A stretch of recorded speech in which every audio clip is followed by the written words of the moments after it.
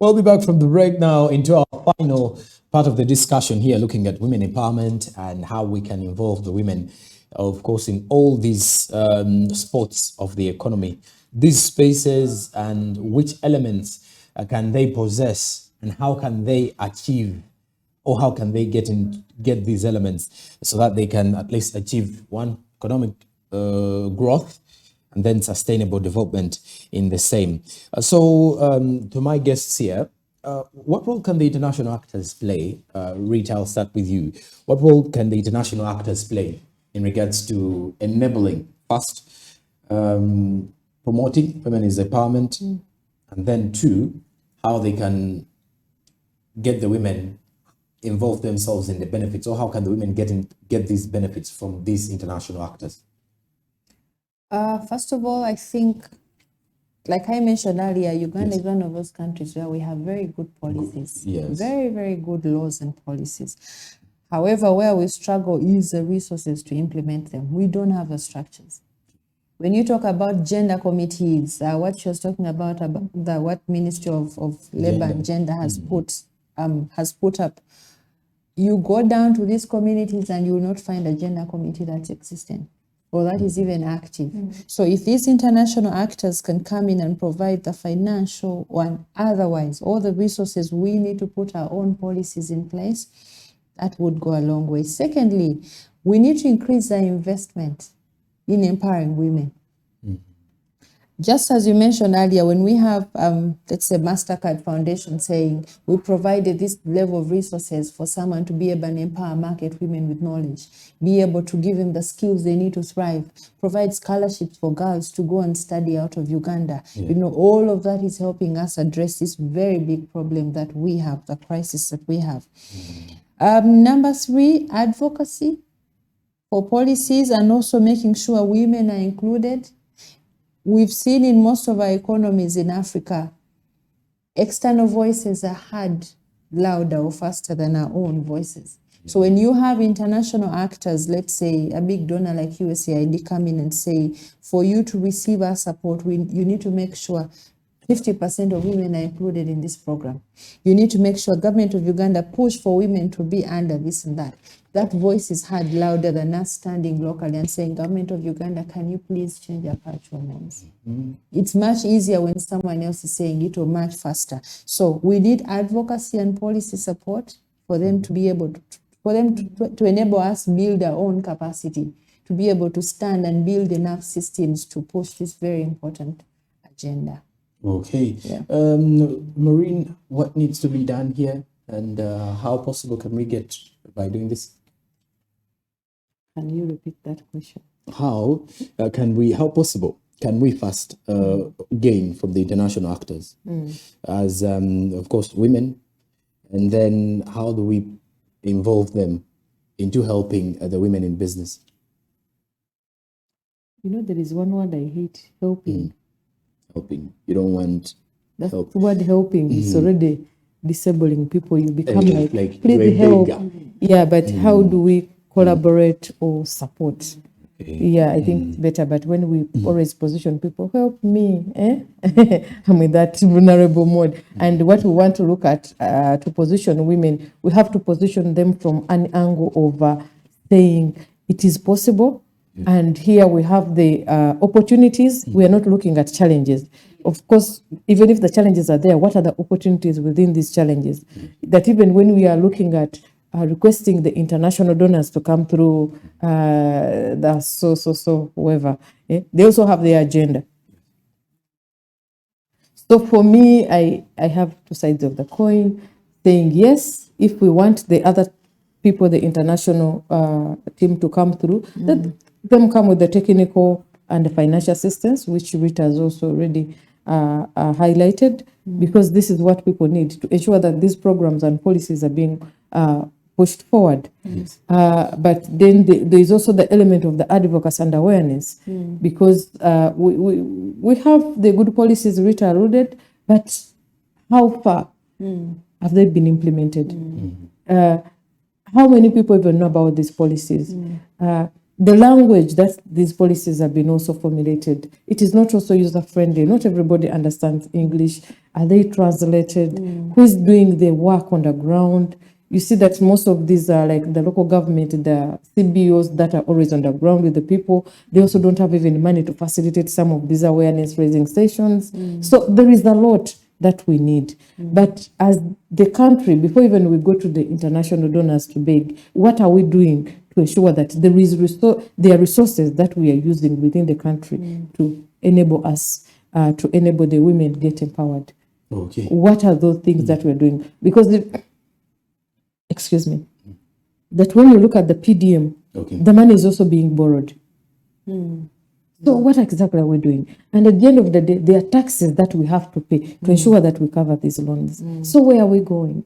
Do you understand? It's like we are shooting also every day. We're making it really hard. You know, we want to imagine, hey, there is PDM, we are going. But this is borrowed money. Then we are talking about, hey, the roads, we got money, we're working on the roads. The money is borrowed.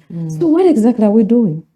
How do we empower these cooperatives that people can boost their businesses, be able to collect the taxes, you know, because through formalization of these businesses, then we shall be able to pay our taxes to ensure that our country is governed well, and we hold our leaders accountable when all this is working. But how will it work when even the people who are paying taxes, they're just a handful?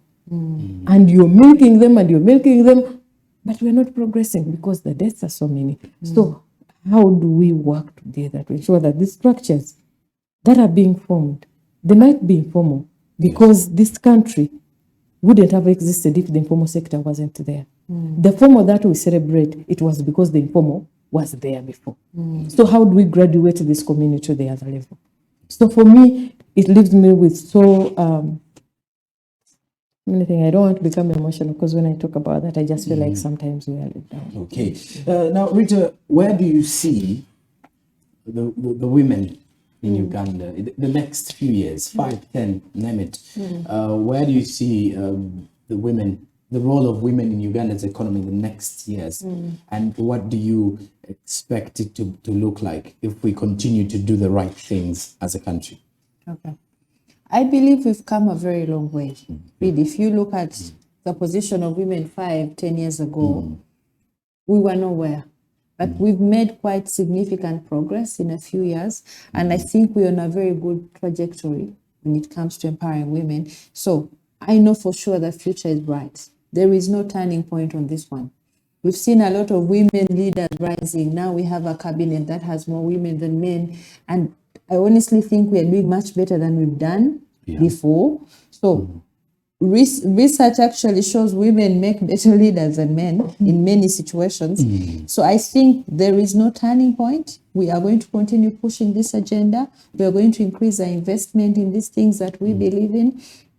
And the position of women in our society is going to continue improving and growing. And like I alluded earlier, that can only mean even Uganda as a country develops, our economy grows, because these are the people that have not been involved. The very people that are at the core of the households which build up our economy. So I think the future is very bright. I'm very positive and very excited about it.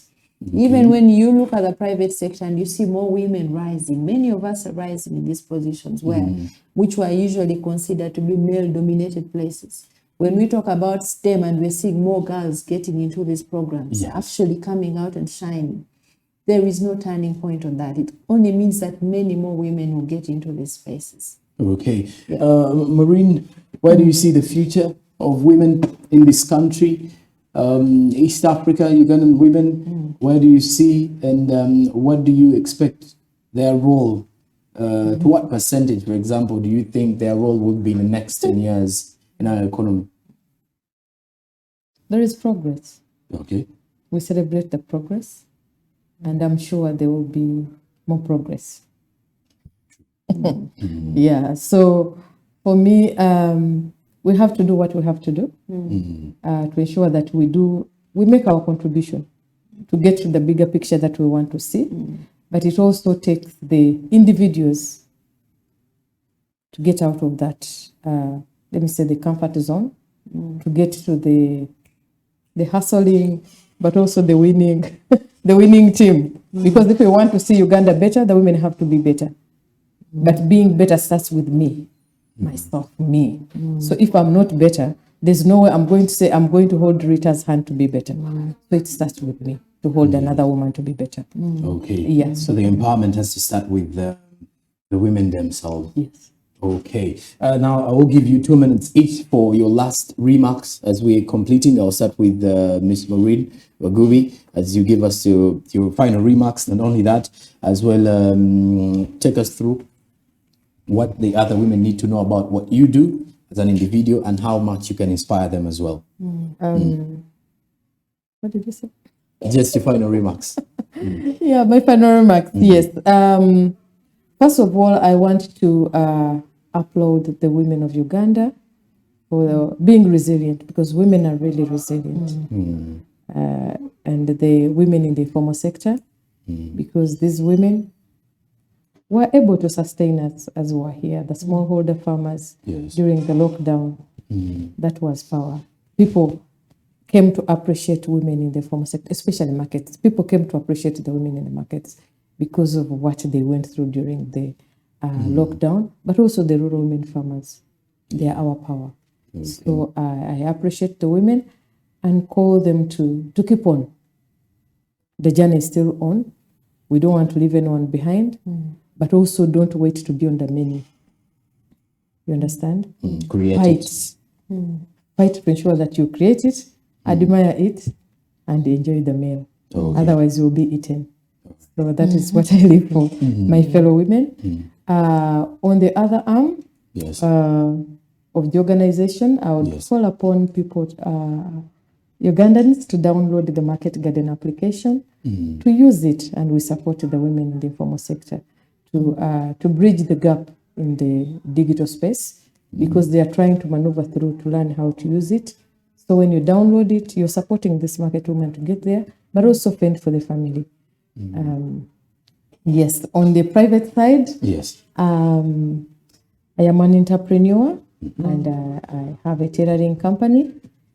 So most of the time, actually, I dress myself. Okay. So it is easily seen. Yes. Good outfits, by the way. Yeah. When whichever clothes you see me, just know that is my own product. So, I would love to see people who are smart. I dress all categories of people, whether men, children, the entire family. Okay. And I also do formal, non-formal, whichever style you want. You're indeed empowering women, by the way. Yeah. And please don't sleep on your passion, because for me, I love seeing smart people, and that's where I derived my love for tailoring. So whoever is there and they want my contact, you reach out to Mr. Sonko. We can do business, but I do mostly online. So my clients, you don't have to worry to move. Okay. About the materials, don't worry, we share that. I'll just look for you. You don't have to move. I'm available for you. Rita, your final remarks as well to the viewers, and your tip of inspiration to the women out there who want to get into these spaces. First of all, I would like to thank you for hosting programs like this. This is the awareness we're talking about, the sensitization we've been discussing. So thank you very much for bringing these issues to light. And I would also want to applaud our government. I think they've done tremendously well in getting the women to the places that we are at now. The achievements we can celebrate now. They've played a pivotal role. And as Maureen has also said, we the women have been fighting to get here. And many of us have finally gotten there.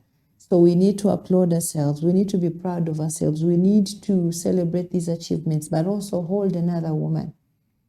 I alluded earlier and said we don't have many women or female mentors out there to look at or hold hands over young girls. But these girls are yearning for this mentorship. They're yearning for this information. So for those that have made it, can you hold someone's hand and help them walk the journey?